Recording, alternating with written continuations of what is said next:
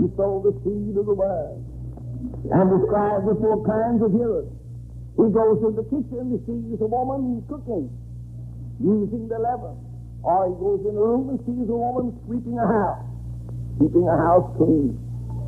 Or he goes out of the sheepfold and he sees a shepherd. He counts in 99, there's one that's left. And he goes after that which is lost. I have this as a little motto.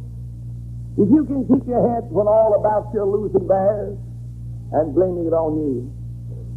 If you can trust yourself when all men doubt you and make an allowance for that doubting too. Or being hated, don't give way to hate. Or being lied about, don't deal in lies. And yet, not look too good or talk too wise. If you can dream and not make dreams your master, if you can think and not make thoughts your aim, if you can meet with triumph and disaster and treat those two impostors just the same, if you can bear to hear the truth you've spoken, twisted by knaves to make a trap for fools, or watch the things you've given your life to broken, and stoop and build with worn-out tools, if you can force your heart and nerve and sinew to serve your turn long after they're gone, and so hold on, when there's nothing in you except the will that says to them, hold on. If you can walk with kings and not lose the common touch, or talk with crowds and keep your virtue, if all men count with you and none too much, if neither loving friends nor foes can hurt you, if you can fill the unforgiving moment with 60 seconds worth of distance run, yours is the earth and everything that's in it, and which is more. You'll be a man, my son. I think those words from the tombs of the dead, that no man could bind or tame, did cut himself with a stone. And yet, when he looked in the distance and saw the majestic divine figure of Jesus coming, he rushes from the tombs and falls prostrate at his feet, and cries for deliverance. And Jesus cast the devils out of him. And what did Jesus tell him? He wanted to go with him. He says, no, but go home and tell thy neighbors and thy friends what great things the Lord hath done for thee. We used to have the old-fashioned experience meeting. Methodists called it the class meeting. Do you know one of the greatest things that we lose is because we do not tell each other about the dealings of God in our innermost souls and lives? Because of some experiences that we had to go through, my wife and I, before we knew it, we were telling each other. And I think a wife makes the greatest mistake of her life, and a husband makes a greater mistake. These two that plighted their lives at the altar, God's first institution. And when especially their fathers and mothers and their blood runs in common veins, there should be no secret. There should be nothing withheld one from the other. They know each other to love each other, not to condemn each other. Now, nearly 32 years ago, I was called to the richest church in Fort Worth, or in the state, or at least one of the richest in the nation. It was a church known as the Cattle Kings, where the home of the Cattle Kings. Ed over there was living there.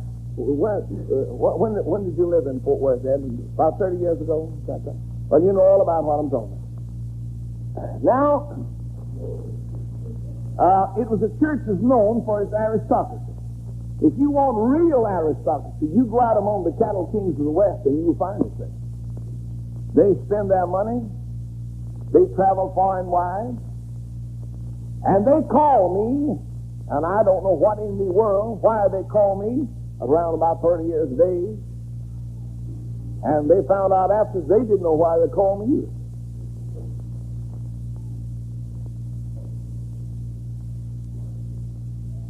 The first 2 years or so, a little more, I had the best time that any fellow ever had in the world. I received the highest salary of anybody. And if that board of deacons had heard of any other church paying a higher salary than they were paying me, they'd raise my salary. And I saw to it they heard about it, too, if I could get them. Money wasn't anything to them. And I'd have a regular, not a 2-week vacation, which I don't take anymore, except when I come down here sometimes. But we never have anything less than a 4-month summer vacation. No danger of anything happening to the church while I was gone, no more than there would be to a court. It'd be there just as dead when I got back as was when I left it. And besides, they all took their vacation. Most of them did. Some had moved the coast, some to Europe, some up here in Canada, some different places. Money was no question. I never shall forget the first summer when they came and gave me my expense money for vacation of my wife and myself. And let's see, I had 1 baby, I believe, when the first went there. No, 2. I don't keep up with it. The women do, but we had 2 and 2 more were on the way. I mean, we had 2 more after that. Now, here's what happened. The chairman of the board of trustees came around and gave me a little Morocco-bound book. First thing I'd ever seen. Traveler's check. All I do is just go up to the hotel, any place, and sign my John Hancock, and they'd give me the money. Well, sir, they gave me enough money. We couldn't have spent it. And I spent about half of it. And they would have been insulted if I'd have brought them any change back. And I didn't want to insult them, and I never did. I never bought a suit of clothes during that time. I'm almost ashamed to tell you, but I had 20 different suits of clothes. I had a half a dozen overcoats. They were all tailored, too. Then you said $25 or $30 overcoats. I actually had 2 of these skyscraper hats, Dallas. I had tuxedos, swallowtails, bio shirts. You never saw the like. You ought to see me. I weighed about 130 pounds. Long, tall, pine pole, looking with a collar way up here. I was the principal after-dinner speaker of all the different organizations of the city. If they have any special occasion, I was after-dinner speaker. Didn't make any difference whether it was Rotarians, the Lions, the Eagles, the Buzzards, the Asses, or the Skunks. It didn't make a difference. I was the principal entertainer. That was one of the chief things I had to do. Main thing, I had to draw my salary, marry the living, and bury the dead, steal the pulpit.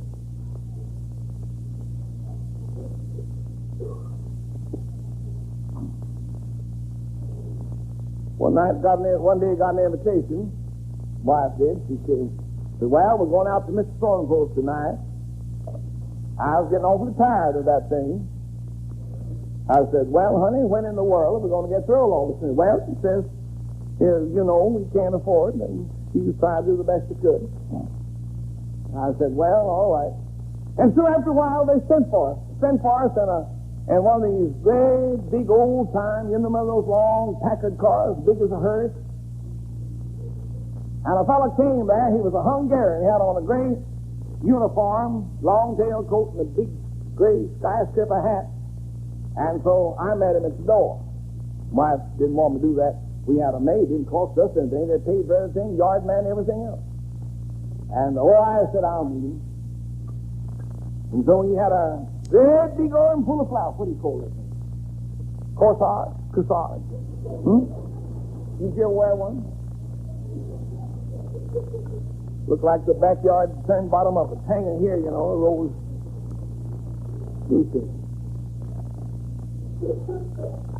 And so I took it, and she took it and pinned it, strapped it on. So we got in that thing, and I wasn't enjoying the bit. She said, now look here. If you didn't want to go, they oughtn't to go. Well, I said, I don't want to. So we're driving along, neither one saying a word, just having a family row. After a while, I looked hanging in from where he was, a thing looked like the small end of a garden hose. I said, what's this thing? I guess she made it out there one of these factories. It was a rubber tube. It was a speaking tube. She said, it's a speaking tube. Well, I said, what in the world got that thing here for? Well, she says, if you want to say anything to the chauffeur, tell him to stop or do something, he said, you're just blowing that thing. So I just reached over. I said, well, I believe I'll give him a toot and see if it works. And so he said, oh, please, please. Well, I said, I'm going to do the tooting. You stay on your side and I'll do it mine. So I got up. Well, see, he threw on the emergency brake. Got out, opened the door.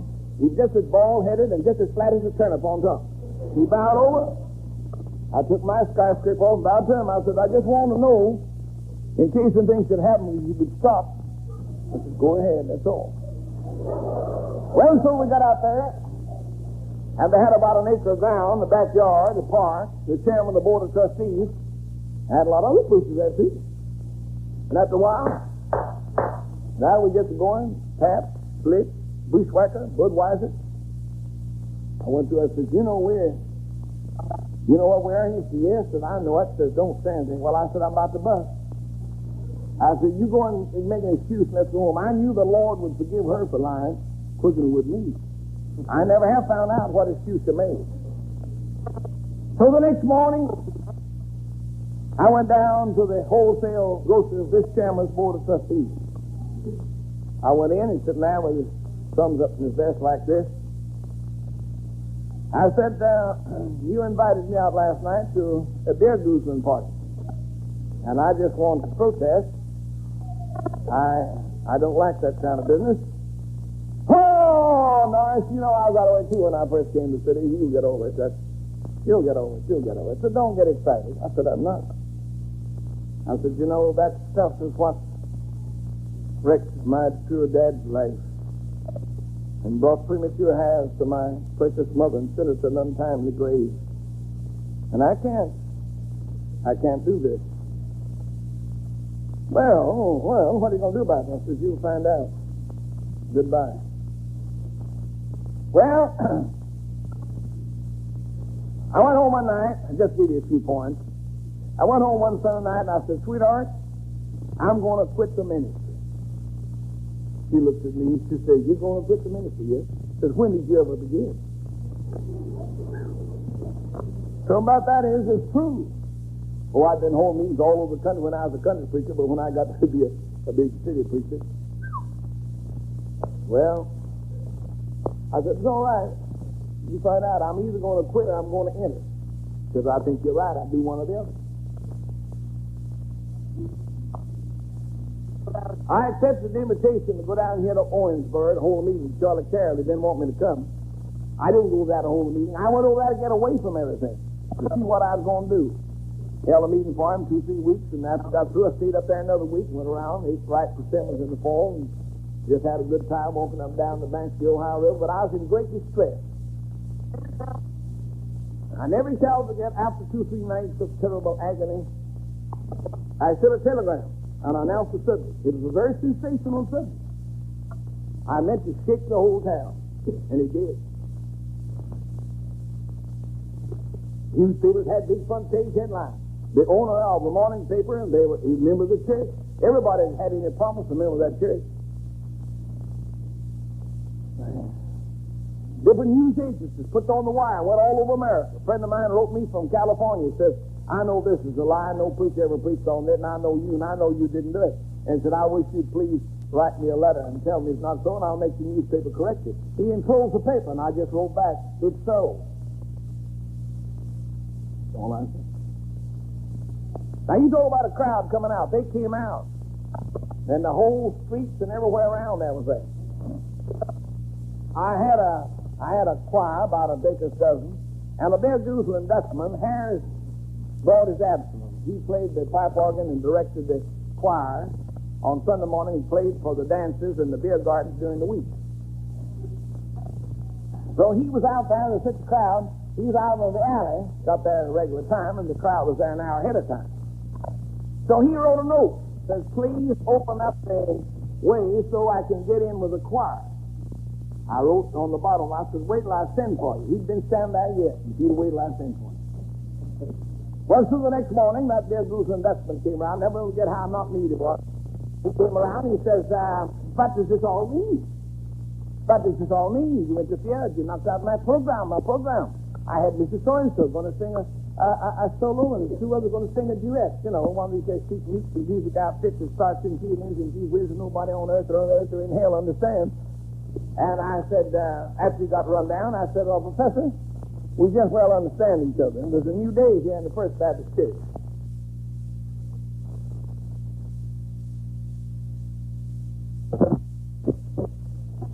When I thought about it, and I ambled on up there, I was late a purpose. And so there's all inside and just preaching my funeral. And when I opened the door, there he stood, gesticulating, telling about how I'd interfered in his program.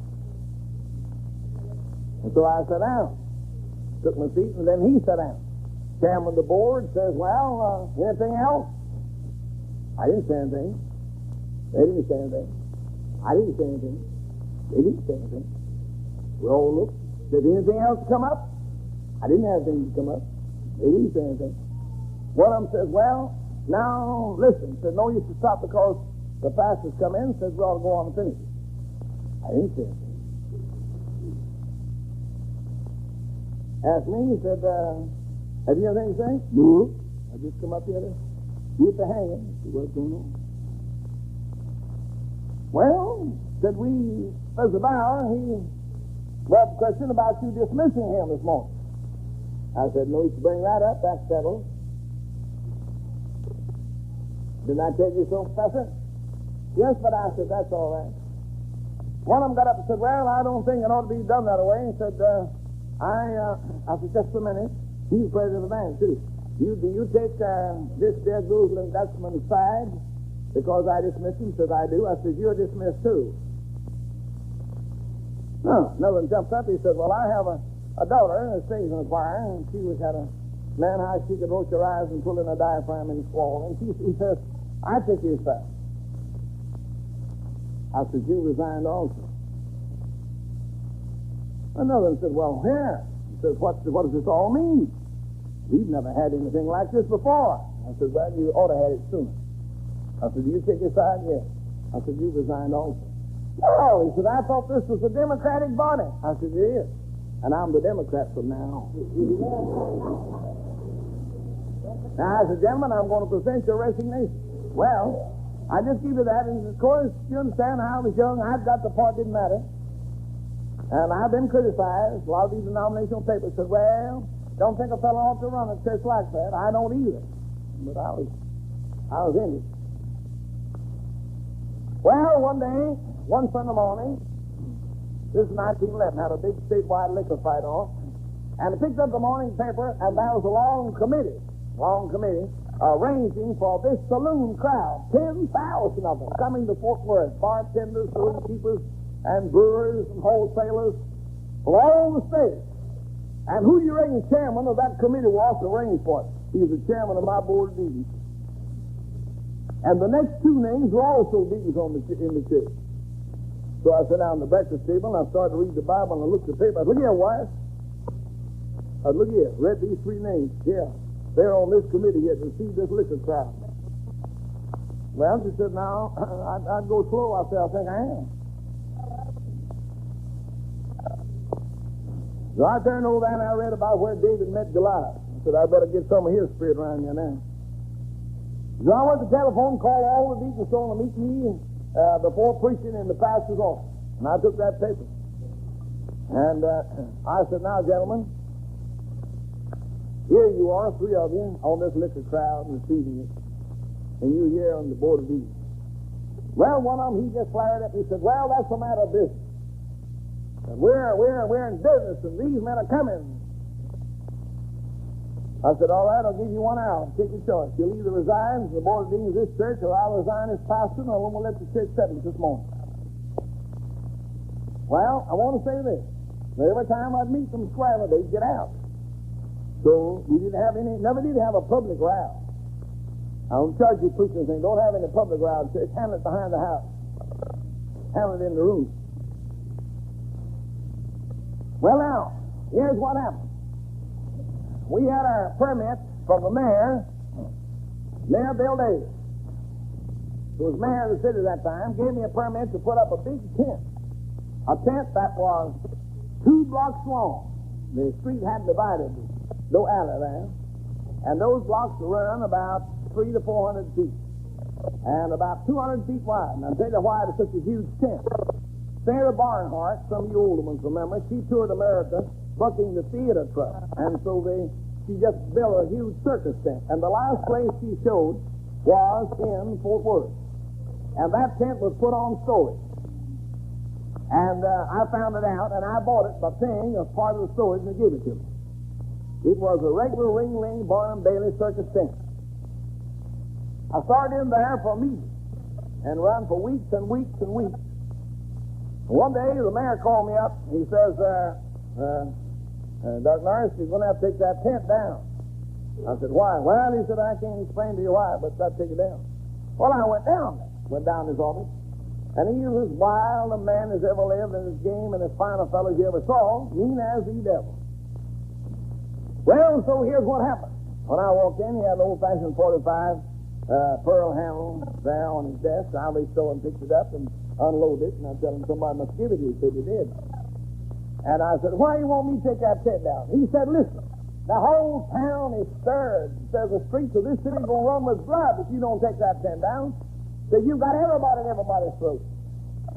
We're all here in a fight. Everybody's fighting, and they were. And he says, it's got to come down. I said, I've got your permit here. And it'll not come down. And he sent the fire department and police out there and cut the ropes and cut that tent to smithereens and piled up the shreds in the corner of the lot. Now, you talk about hell break loose in Georgia. It broke loose in Fort Worth right then. And I stood out of the open star. You never saw such a crowd. Now, that's how I got into a fight with the city officials and the whole crowd. Well, of course, I came back. A friend of mine who was state controller, papers full of course, he wrote me and says that man and his crowd are $400,000 short in that account. He sent me a certified copy, and so I went before the crowd and I gave that mayor and his crowd. Then he was game and he came back and called his crowd together. Several thousand of them. Wouldn't allow any boys or women in that place. I sent 2 court stenographers down there and had every word of it taken down. It was the vilest language that I ever saw.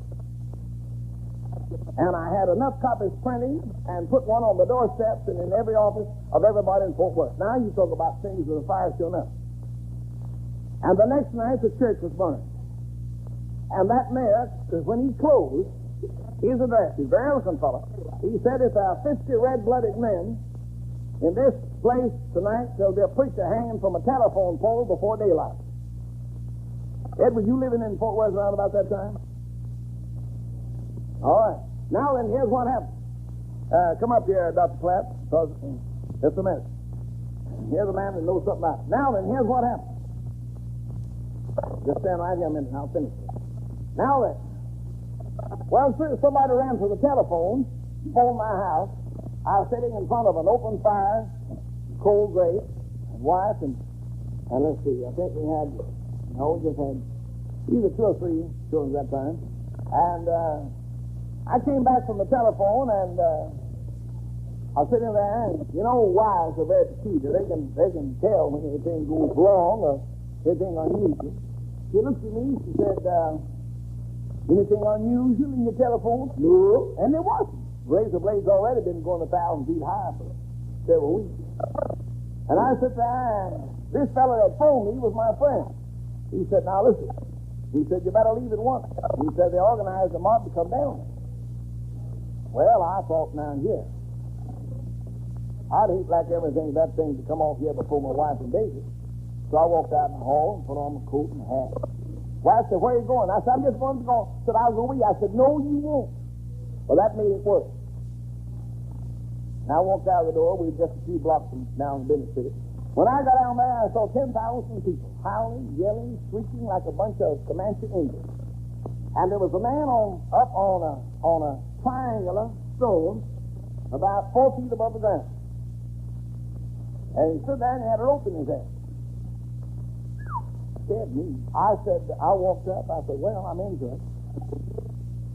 And he was asking for volunteers to go with him. And I walked up, I said, you looking for me? He said, who are you? I said, this is Frank Norris. And he said afterwards that I knew it was. I just thought he could go. He dropped that rope, just like that. And I can't explain to you to save my life except God. I had that whole place to myself in a few moments. Wasn't any bravery on my part. I don't know why I went. Couldn't get it tonight. If I'd have thought about it, I wouldn't have gone. The most foolish thing in the world. I'll stop here and tell you what the gospel would do to that man. That man who stood down that rope came a few years afterward into my church. I'm sitting on the rear seat. He had a long mustache you could tie behind his head. And I said to the choir director, who had to be Charlie Butler at that time, I said, Charlie, see that old bear back yonder on that back seat here? Go back there during the service and find out his name. I want to know who it is. Well, Charlie got back there and got a few feet of him and just looked at him. The old man walked out. Next time I said, Charlie, that old bear's back there again. And let's go back there now. Go up there and find out. So he got up pretty close to him, looked at him, but wouldn't speak to him. 2 days after that, I was walking down Main Street, and I saw a man. I said, that looks like that old fella, that old bear, sure as the world. Had on a white sombrero cowboy hat and long gray, Confederate gray uniform, had on boots and spurs. And I walked up to him, had a cane on his arm. I said, excuse me, sir. I said, have you been attending the First Baptist Church for the last few Sunday nights? Why? Why do you ask me that? Well, I said, have you? Yes. Well, I said, I'd like to meet you. I said, what is your name? My name? Why, my name is Captain George B. Holland, Captain of Company D, Confederate Grays, R Relief Camp, Fort Worth, Texas, United States of America. Well, I said, Captain George B. Holland, Captain of Company B, Confederate Grays, R Relief Camp, Fort Worth, Texas, United States of America. J. Frank Norris, pastor of First Baptist Church, Fort Worth, Texas, United States of America is my name. I'm glad to meet you, sir. He went on. He's back there again. One day I met him. I said, Captain, have you got a Bible? Meantime, I made a check on who he was. Who, he got a Bible? But you know who I am?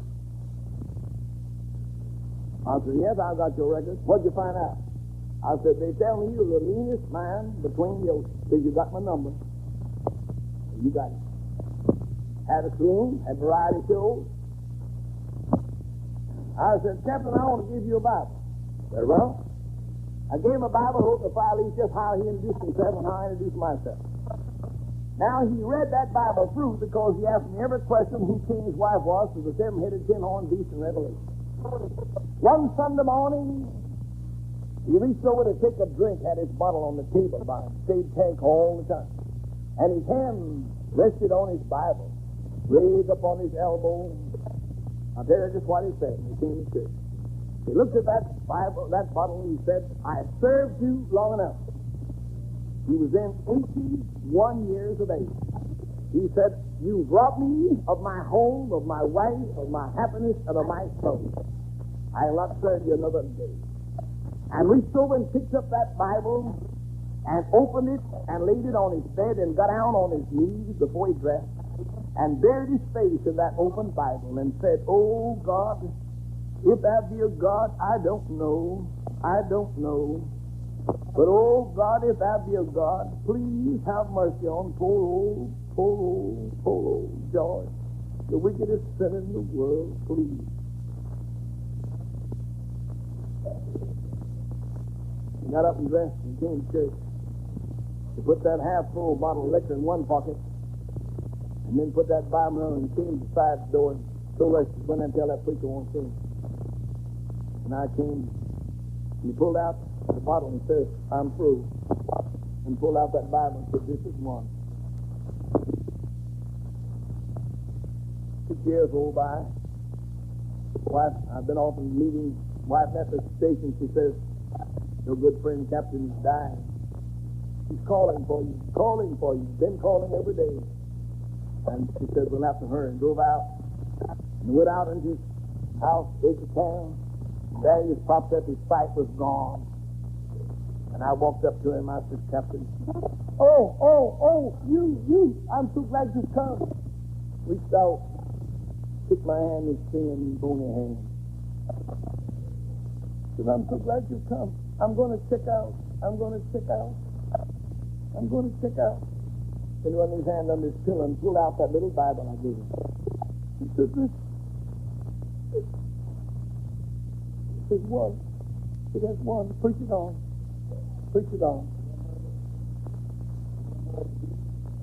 And he went home to be with his God.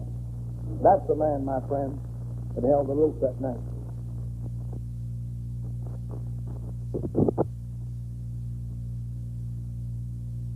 He's bitter, but he was. He turned his face and he said, phone Frank Norris. It was way after midnight. My telephone rang and said, this is Harris Hospital. And told me who wanted me. I heard and I went back in. Wife said, what is it? I told her. She could hardly believe her eyes. Me. When I got over there, he had the hiccup. I went in. Cold, clammy sweat of death was on his arm. He says, and doctor says, I got to check out and I'm not ready. And you got a lot of good praying women down there in that church. I know because they prayed you through when we was all after you. They prayed you through and says, we should get them praying for pulling for old Bill. Because I ain't ready. And I want to pull for me. I promised God if I get up and here I'll become a Christian. He said, would you mind having them? I said, I'll do it. I'll be glad to. I went to the telephone, called up wife. I said, sweetheart, I said, the doctor says no chance. And I said, he's asked me to call a group of women.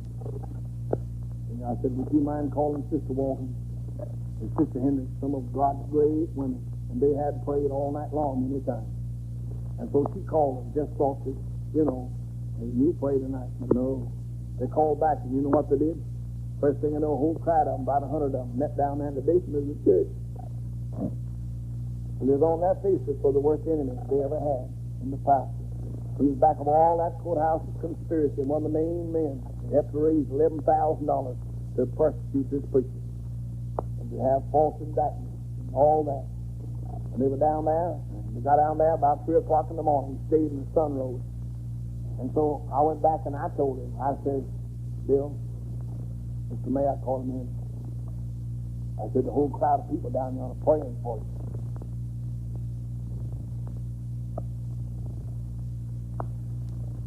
First thing, I said, well, you don't need me any longer. Oh, yes. Don't go. Stay with me. Well, I said, if you want me to, I will. In a few moments, he got quiet. He dropped off to sleep. I stayed there when the sun came through the eastern window. And the chief surgeon came in. So, well, what do you know about this? Well, you're very much better. You pulled through the crisis. And he said, well, only God Almighty could do this. He says, yes, that's who did it. Thanks got a crowd. The women and men down yonder been praying all night for me. Same crowd that pulled him through when we devils was after him. He said, you're right about it, doctor. That's the man that you saw the other day. And that's why I enjoy my ministry in that city today. I'm not boasting, oh no. There was a time, my friends, I didn't have a dime of credit in the world. You talk about being broke. From that high salary I told you about, I went down and down and down and didn't have but one suit of clothes, and it was foreign. All those fine clothes burned up. Every stick of furniture we had burned up and no insurance on it. Just carelessness, let it lapse and didn't know it. All right, what happened? I walked the streets and my little children would cry because they were hungry. And then the oldest two could go to school, and my little girl came home crying her heart out. Said, I don't want to go to school because the children would laugh at her and say mean things about her daddy. Put my arms around her. I said, that's all right, baby. The day will come when your daddy will be the most honored, respected man in this city. Don't you worry about it. Don't you cry. And I'm saying this to the glory of God. And God forbid that I should boast, save in the death of Christ, my God. All the vain things which charm me most, I sacrifice them to his blood. When we successfully got to Honolulu, last October, a year ago, the birth of the ship brought me a cablegram. That cablegram signed by the representative businessmen of the city of Fort Worth. It said, we want you to be our honored guest as the most distinguished citizen of this city. And I cabled back without any reservation. I'll be glad to accept your invitation. I knew I'd make a difference when I got there. So when I got there, a committee called representing all the business and professional editors of the city. They said, we want to have a great banquet. All the business organizations come together. I listened after them. I said, now listen, gentlemen. 30 years ago, you tried to run me out of town. I'm just as good now as I was then. And I'm just as bad then as I am now. And I appreciate this. Will you let me just make a little testimony and it'll help everybody? They had a big program they want to put on. Would you mind to lead it to me? And I think you'll be satisfied. They said we will. And so I didn't know then it was the broadcast. My friend Edward Roosevelt had it put on the network. I didn't know it was broadcast while I was speaking. So here's what happened. There was something like 500 bankers and lawyers and doctors and chief men of the city, and the place wouldn't hold them in the crystal ballroom of the leading hotel. I got up and I said, I appreciate your purpose and spirit, but I said, a great war is coming. War just broke out then, and I said, we're soon going to be in it. And I've seen all the countries and capitals and peoples and many of the heads of government, and I come to you with a heavy heart. This is no time to honor but one. And I said, will you let me do this? Let me quote to you a very familiar scripture that you all heard, and I did when I was a lad going to Sunday school, and I quoted Mark 8:34 and 35. For what shall a man be profited if he gain the whole world and lose his own soul? Or what shall a man give in exchange for his soul? I said, gentlemen, will you let me bring you a little message on that? And every one of them broke out in applause. And sitting right in front of me was a man whose hand had written that framed indictment against me. And his hair was now white. And he sat there with his arms folded, his head down. And sitting by him was another great lawyer who was as cold and hard and infidel as ever lived. They sat just in front of him. And when I finished, and I had that great crowd to sing, Rock of Ages, cleft for me, let me hide myself in thee, let the water and the blood from thy wounded side which flows be of sin a double sin. Save me from wrath and make me pure. Then, of course, I had him sing Amazing Grace. And just as I started to sit down, this great lawyer rose. He says, just a moment. He said, gentlemen, you know me. I've been here all my life. I give it up. I know there is a God. I've seen a demonstration of it today. The proof that there is a God is that he's preserved this man through all these years. Do you wonder why I love to stay there? It's a little bit of heaven. Now, I give you just one or two brief words. I want to help the women here tonight. There's so much that I could tell. I'd love to tell you about how I baptized the head of the whole liquor organization of Texas. And then he went and got a lot of his crowd. It would be interesting, but I won't take time. I'll close with this word. All this was written in a book, and they're all out. We printed 40,000 copies. I wish we had some on hand, but we haven't. Now, in the darkest hour of it all, my health, which was very frail, gave way. You understand that I was a strong child. That is, after I was 13 years of age. When I was only a lad of 13, I saved my father from being murdered by a whole bunch of cattle thieves that infested that state at that time. They surrounded him and shot him down because of his testimony would mean that they would go to penitentiary. I was a lad just across a hedge chopping cotton. And I heard the shooting, and I looked and I saw him fall. I rushed through that hedge and rushed into the fray, and I had a farmer boy poke back knife, and I'll not tell you, but I made very good use of it.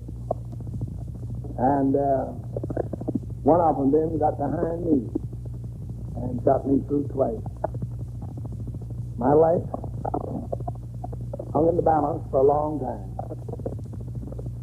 And as a result of that, inflammatory wounds set up. And for years, I couldn't walk a step. I couldn't move a hand. I was in the most terrible, excruciating pain. I sent for a great surgeon. He came. My wounds were not dressed properly was the trouble. And he came and looked at me and sat down by me, and Dr. Roberts. And we just lived in a country house, so just a thin wall, you could hear through. And my back was to that wall. And he took my father and mother into a room, and I heard him say, "He's not here, and he won't be here long. Prepare for the worst." And then besides, if he should live, he'll never be well. He'll be an invalid all his life. And I said, when that strikes his heart, he'll go out like that. And I can hear Mother say now, "No, doctor, no, no, no, he'll not die. He'll not die. He lives. He lives. I've got the answer. God told me he'll not die. Oh, when he was saved, God gave him to me. He'll not die." I never before nor since felt so much like shouting, and I couldn't say a word. And I believed it. I believed it then just as firm as I look back now. But now, when I entered that passage, I was very frail. When you knew in the seminary, it was a question of life and death. There was a terrible scourge, the white plague. It laid its hand on several members of my family. When I under that terrible strain, everything, my nerves, everything was gone. It was dark. Now, right in the midst of that, I got a telegram from a fellow down in Central Texas. Wants to come hold a meeting for me. Nobody wanted me for a meeting then. Well, I thought that was strange. And so I wired him, be down Monday morning. Train got down at 11 o'clock, lives down about 1,000 people. And it looks to be like 2,000 people there. See what kind of wild-looking animal I was. Papers that said so many strange stories, and they were bad. They were terrible. They sent them out all over America because the papers were bitter against me there. And I couldn't correct them. No doubt a lot of people today believe those same stories. All right, now what happened? And so the pastor says, a good Methodist is going to entertain me. Brother White here. So he took me, went over to his house, and just had a daughter and himself and wife and a nice home. Went out that night to the tabernacle, and I never saw as many people. Everybody in the door for 40 miles looked at me like this. I was so frail and weak that I couldn't speak more than 10 minutes, and I said, good night. Got back to the house. Good woman, she said, anything I can fix for you? I said, no. I rolled and tossed through the burning fever all night, and the next night I went back. And it was worse than ever. I said, I can't live. I can't stand it. You talk about your bones on fire and your soul in torment. I was. Everything was gone. And I said, no crime have I committed, no wrong. Oh, God, pity my wife and my little baby. That was the only concern I had. Well, long in the night was the one-story building, and the month of July, winter up. And I said, well, I'll walk out. I got in my clothes and went to that open window and dropped my shoes on the outside and walked on out through the back gate, went out into the pasture, and the cattle were lying down. And first thing you know, I sat down on the grass covered with dew. And it felt good. Then I lay down. Like Jacob of old, I put my hand under my aching head. Every bone in my body was expired. I looked up at the stars, the same stars that Abraham looked at, that Jacob saw, Joseph dreamed of, David sang about. And I said, great God, why? Oh, why has all this befallen me? What wrong? What wrong? I fought a good fight, and I've lost. God, pity my poor wife and my little baby. I felt like a man falling through bottomless space and nothing to stand on, nothing to hold to. The stars of my sky had gone. Every friend I had turned from me. I was financially bankrupt. My health was gone. I knew I was slipping. I knew I was dropping into the bottomless abyss of nothing. I thought that God himself had turned his face forever. What can I do?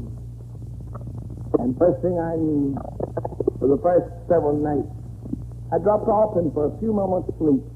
And I struggled and I looked and I saw it was getting red in the east. I hurried back to the house, came back in through the window, took off my clothes and soon in the bed. And in a few minutes, this good old Master Stewart came and knocked on the door. I said, come in. Well, he said, I hope you had a good night. He didn't ask me if I slept. I said, well, breakfast will be ready whenever you're ready. I went and sat down at the table. I turned deaf and sick. I had to be hurried out of the room.